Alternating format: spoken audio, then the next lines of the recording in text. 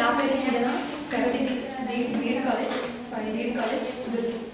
నా పేరు కావిక, ప్రగతి BEd college గుర్తు. ఇప్పుడు మనం చేసుకోగల ప్రయోగం ఎక్కువ మండడానికి ఎక్కువ గాలి అవసరమా అనే ప్రయోగాన్ని ప్రయోగపూర్వకంగా చూద్దాం. దీనికి కావాల్సిన పదార్థాలు: 3 సమాన పరిమాణంలో ఉన్న వేరు పరిమాణాల ద్వారా 2 గాజులను చిన్న గోబత్తులను ఒకే పరిమాణంలో ఉన్న 3 చిన్న గోబత్తులు, ఒక అగ్గిపెట్టె, మ్యాచ్ బాక్స్. ప్రయోగ విధానం: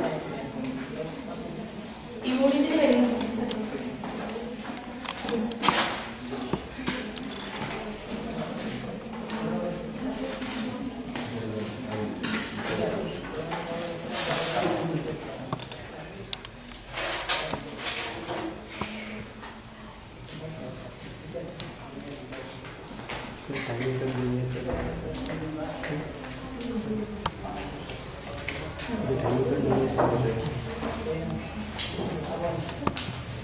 ఈ 3 కొవ్వొత్తులు వెలిగించిన తర్వాత 2 వేర్వేరు పరిమాణం ఉన్నటువంటి 2 గాజుల పీకలను తీసుకొని వాటిని ఒకేసారిగా ఏవైనా 2 కొవ్వొత్తుల పైన బోలించాలి.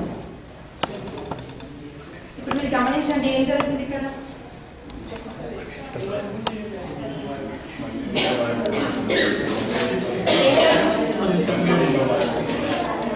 వెలుగుతున్న దీపాలు ఆరిపోయాయి. ఏ విధంగా?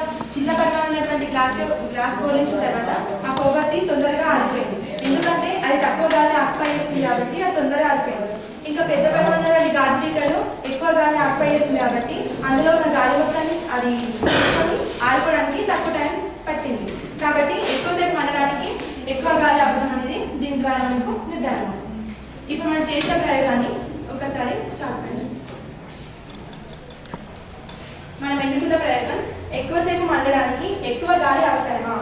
కావలసిన పదార్థాలు: వేర్వేరు పరిమాణం గల 2 గాజు గ్లాసులు, అక్కడ వేర్వేరు పరిమాణాలు, 3 కొవ్వొత్తులు, ఒక అగ్గిపెట్టె, చేతి గడియారం. అంటే టైం ఎలా అవసరం ఉందో లేదు. నృత్యం చేసే విధానం: సమాన పరిమాణం గల 3 చిన్న కొవ్వొత్తులను తీసుకొని వాటిని వరుసగా ABC అని గుర్తించవలెను. వాటిని వెలిగించండి. 2 కొవ్వొత్తులపై 2 వేర్వేరు పరిమాణాలు గల గ్లాసులను ఒకేసారి బోలించవలెను. 3వ కొవ్వొత్తిపై ఏమి బోలించకూడదు. పరిశీలన: దీని ద్వారా మనకి ఏం నిర్ధారించుకోవచ్చు? ఏ కొవ్వొత్తి ఎక్కువ సమయం వెలిగిందో పరిశీలించండి. పెద్ద పీకల కొవ్వొత్తి ఎక్కువసేపు వెలిగింది. కృత్యం ద్వారా మనం ఏం గ్రహించాం? చిన్న పరిమాణం గల గ్లాసు బి కంటే పెద్ద పరిమాణం గల గ్లాసు ఎక్కువ స్థలం ఉండడం వలన ఎక్కువ గాలి లభించింది. కొవ్వొత్తి ఎక్కువ కాలం వెలుగుతూ ఉంది. గ్లాసు బోలించని కొవ్వొత్తికి గాలి బాగా లభించినందువల్ల అది ఆరిపోలేదు.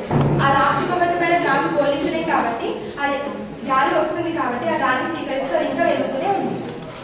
నిర్ధారణ: ఎక్కువ గాలి ఉంటే ఎక్కువసేపు మండుతుందనేది మనకు నిర్ధారణ అవుతుంది.